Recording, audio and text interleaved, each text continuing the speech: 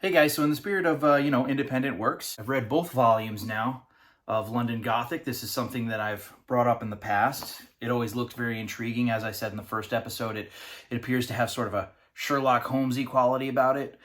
And it sort of does. By the way, thank you very much to Nick Henry for sending me some extra stuff too. Some artwork from it signed. I got to get a frame for that.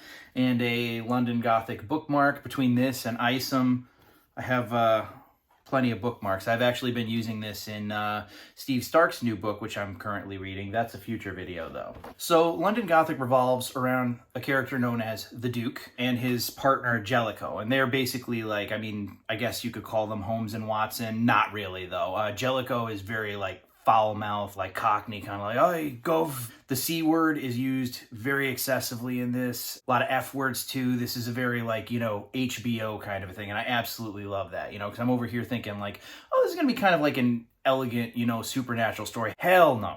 This is metal as shit. So essentially, the Duke is the last descendant of this group known as the Tutori. I hope I pronounced that right. And there's this battle that's been going on between light and dark for, thousands of years. And essentially, he's like a demon hunter, a demon killer. This book introduces a lot of different demons who are very, very creative in design. I'm not going to get into all of them. I will use one example. There are this pair of demons, a man and a woman, and they're dressed up as Punch and Judy. Punch and Judy, for those who don't know, they're like those kind of classic looking puppets where they're like beating each other with the stick. One of them looks kind of like a jester, and the demon in this book has like a full up jester mask, and they lure children in with this. Very, very, very creepy. That's just one example. Like I said, I'm not going to get into everything because I really do highly recommend that you guys read this book. They're beautifully illustrated, very well written. This puts the Rippaverse to absolute shame. Alpha Core obviously was written by Chuck Dixon. It was pretty good, but you have to admit there was kind of a rocky start with Isom. Then we have the main baddie, Lord Phineas Cromwell. The general look of the guy, he kind of in certain parts reminds me of Bill the Butcher from Gangs of New York. Maybe a little bit of Mr. Dark from Something Wicked This Way Comes thrown in there. A little bit of Jason Wynn when he's in his kind of business casual mode. And the shit that he does with his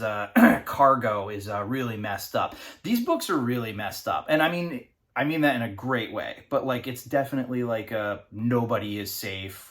Women, children, everything's on the table. But similar to the whole Punch and Judy thing, a lot of these demons are based off of actual lore from England around the time, one of which I picked up on immediately. I thought it was just a reference, but I didn't know that they were going to go full blown with it. It's not episodic in that the Duke will face off against a different demon and defeat it in each chapter.